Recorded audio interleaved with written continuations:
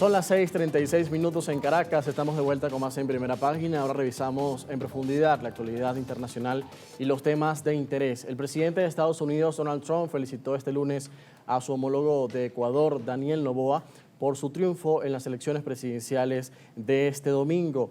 Se refirió a su homólogo sudamericano como un gran líder y aseguró que no decepcionará al pueblo ecuatoriano. Noboa ganó este domingo en segunda vuelta frente a la candidata de izquierda, la abanderada del correísmo Luisa González, quien denunció un presunto fraude. Con esta victoria, Noboa continuará en el poder hasta 2029. En un encuentro reciente, el mandatario ecuatoriano pidió a Trump apoyo militar para combatir a los carteles que operan en su país. Noboa aseguró que Trump prometió revisar la solicitud de incluir a esas bandas criminales en la lista de organizaciones terroristas. También ha propuesto al Congreso eliminar la prohibición constitucional de permitir bases militares extranjeras en el país. Esta restricción fue establecida tras el cierre de una base estadounidense en el puerto de Manta en 2008. Ecuador enfrenta una crisis de seguridad impulsada por el narcotráfico y Noboa ha prometido mantener una política firme contra el crimen organizado. Analizamos lo que ha sucedido en Ecuador y los escenarios que se proyectan tras el triunfo de Noboa en esta segunda vuelta presidencial con nuestro primer invitado esta mañana en Primera Página. Vamos a estar conversando con Andrés Obando Balseca, es especialista en comunicación política y está conectado con nosotros a esta hora desde Quito. Muy buenos días, Andrés. Buenos días, José Enrique, y también un saludo caluroso para todas las personas que muy amablemente nos están mirando y escuchando. Muchísimas gracias por atendernos. Es importante continuar analizando este tema, lo que pasó el domingo con las elecciones presidenciales en Ecuador, un resultado que en lo inmediato no era predecible porque las encuestas daban un margen mucho más cerrado, algo muy parecido a lo que sucedió en la primera vuelta en febrero entre Noboa y Luisa González. Ahora Noboa pues recalcula su mayoría de votos y triunfa en estos comicios presidenciales, algo que quizás sorprendió a algunos. Yo apuntaría primero a preguntarle a usted qué fue lo que motivó a muchos ecuatorianos a movilizarse y a preferir la opción de Noboa y darle este voto de confianza para los 4 años. Muchas gracias por la pregunta, José Enrique. A ver, primero lo que tenemos que analizar es cómo estuvo la primera vuelta y cuáles fueron los resultados de la segunda vuelta o balotaje. En la primera vuelta fue un empate prácticamente técnico. 44% para un candidato y 44% para otro candidato.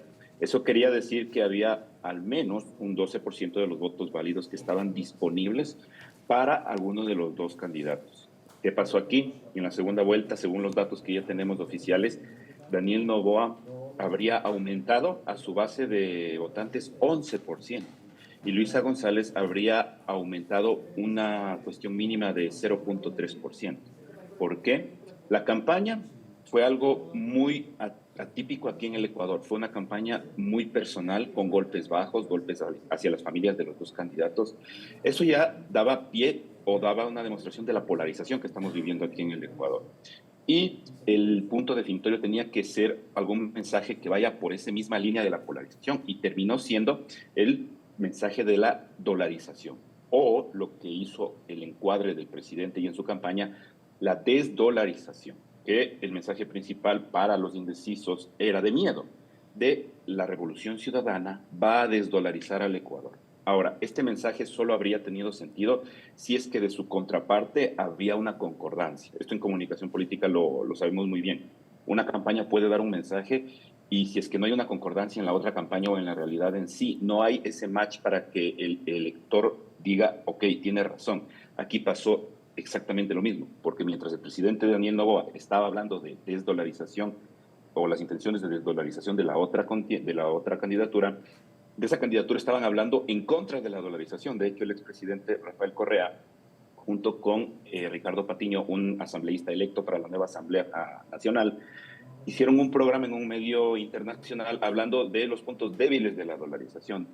Adicional, otro miembro de la Revolución Ciudadana también habló en un programa de entrevistas de una dolarización al ecuatoriano. Entonces, es incertidumbre, según lo que estamos viendo en los datos que ya se pueden analizar con un poco de más calma después de las elecciones del domingo, este pudo haber sido el principal punto decisor para las personas que no sabían por quién votar. Ahora, estamos viendo una diferencia de más de 10 puntos entre los dos candidatos. En este caso, el presidente Noboa ratifica su victoria, pero su contrincante principal, la abanderada del correísmo Luisa González, dice que hubo fraude, que hubo manipulación electoral a favor del gobierno, pero sin presentar hasta ahora pruebas. Incluso sus aliados, como Andrés Arauz, apuntan a actas que se publicaron por parte del CNE que no tenían firmas. Sin embargo, cuesta mucho pensar en que habría un fraude, y más con la credibilidad que tiene el Consejo Nacional Electoral de Ecuador y con el respaldo que dan organizaciones como la de Estados Americanos, OEA, y otros observadores internacionales que estuvieron presentes, que dan confiabilidad en este proceso. Y es muy difícil pensar en un fraude con una ventaja a este nivel, ¿no?, de más de 10 puntos. ¿De dónde surge esa narrativa de fraude de parte de Luisa González y en qué estaría planteada esa estrategia que ahora se propone hacer de colocar la figura del presidente Daniel Noboa con cierta ilegitimidad en su cargo? Por ahora es una respuesta únicamente política, es un discurso político, porque como usted mismo menciona, todavía no se han presentado pruebas, incluso todavía no se han presentado denuncias formales en los organismos electorales del Ecuador. Y adicional a eso, las observaciones internacionales han dado fe y han comprobado que fue un proceso transparente. Adicionalmente, la diferencia de votos es muy grande, es de 1.200.000 votos. Esto para la población del Ecuador, que somos de cerca de 17 millones de habitantes, es una gran diferencia. En el padrón electoral estaban inscritos 13 millones de ecuatorianos para votar. Entonces, es una diferencia muy grande, 1.000.000 de votos, 1.200.000 votos. Ahora, incluso dentro de la Revolución Ciudadana, hay ciertos perfiles que se han desmarcado de esa visión de Luisa González, hablando por las autoridades de las principales ciudades del país y las principales provincias, por ejemplo, el alcalde de Quito, el alcalde de Guayaquil, la prefecta de Pichincha, la prefecta del Guayas, que son figuras fuertes dentro del correísmo, han dicho que aceptan los resultados, mientras que se han desmarcado de esta visión de posible fraude. Entonces, por ahora, no va más allá de un discurso político que inclusive está entrando en el encuadre de un mal perdedor. Esto también apuntaría, ¿cree usted, a la gobernabilidad que tendría el presidente Noboa en estos 4 años? ¿Cómo quedaría su posición para avanzar en lo legislativo, en lo que tiene que ver en la Asamblea Nacional? Entendemos que Revolución Ciudadana sigue liderando la mayoría parlamentaria. Sí, hay una diferencia mínima de ventaja de la Revolución Ciudadana en cuanto a asambleístas, de los 151 asambleístas que ahora hay o va a haber en la nueva asamblea. Se proyecta una polarización dentro de la asamblea también, pero aquí hay un elemento que el presidente Daniel Noboa tendrá que saber manejar, que es su legitimidad y su poder político que acaba de ganar con estos resultados en la elección. Es decir, él ahora tiene un peso y un capital muchísimo mayor que lo que tenía en la primera vuelta. Y de aquí en adelante sus proyectos van a estar enmarcados en una, podríamos decirlo, propuesta extrema, que es una asamblea constituyente para cambiar la constitución del Ecuador. Entonces, inclusive en el escenario de que se logre concretar esa propuesta que ha hecho el presidente, ahí hay un escenario totalmente distinto para la asamblea, porque en el caso de darse una asamblea constituyente, tiene que volverse a votar la constitución y también se van a dar elecciones de nuevo generales para elegir otro presidente y para elegir una nueva asamblea. Esto sería en los próximos 2 años. Entonces, hay esa inestabilidad del lado de la Revolución Ciudadana con respecto a lo que pueda decidir el presidente de acuerdo a lo que quiera hacer de aquí en los próximos meses y mediano plazo, 1 año o 2. ¿Cuáles son los escenarios que se proyectan en el corto plazo? Entendemos que está este tiempo todavía el presidente terminando el periodo que dejó el expresidente Guillermo Lasso y que él asumiría oficialmente en el mes de mayo ya para el periodo que fue electo en estas elecciones del domingo. Pero tenemos un escenario complicado que tiene que ver con la lucha contra el crimen organizado, las bandas criminales, desde luego los carteles de la droga. ¿Cómo puede capitalizar más apoyo de parte de la comunidad internacional, de de Estados Unidos, en la lucha con esto que afecta a muchos ecuatorianos y que además sigue cobrando víctimas en el país? Precisamente. En términos políticos, el nuevo periodo del presidente Daniel Noboa empezaría en poco más de un mes. El 24 de mayo ya debe asumir el nuevo periodo, que sería el 2025-2029. Entonces, en términos de cambios, en su gabinete se están hablando de que hay muchas probabilidades de que refresque su gabinete para dar este mensaje de apertura dentro o saliendo de la polarización que ha sido su primer año y medio de gobierno y también la elección. Y de ahí para adelante, obviamente, el presidente Daniel Noboa se ha estado alineando al eje de los países de derecha o del eje de Estados Unidos.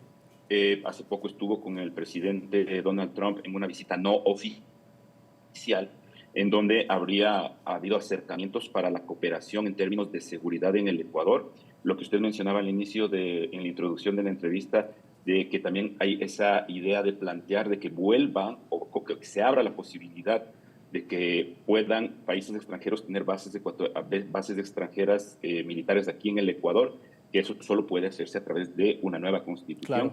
Entonces, el plan del presidente está alineado precisamente en el combate hacia el crimen organizado desde el apoyo internacional, inclusive no necesariamente solo con aliados políticos naturales como el presidente Donald Trump, sino también en cooperación internacional estructurada. Por ejemplo, en el Ecuador hay varias iniciativas que han dado buenos resultados y que siguen a largo plazo, como cooperación italiana, cooperación francesa, entre otras, que están también aportando para combatir a este problema transnacional que tenemos y específicamente es fuerte en Latinoamérica como el narcotráfico. Bien, muchísimas gracias, estimado Andrés, por ayudarnos a entender la nueva realidad política del Ecuador, los escenarios próximos y también los desafíos que tiene el presidente Daniel Noboa en estos 4 años que le esperan. Gracias.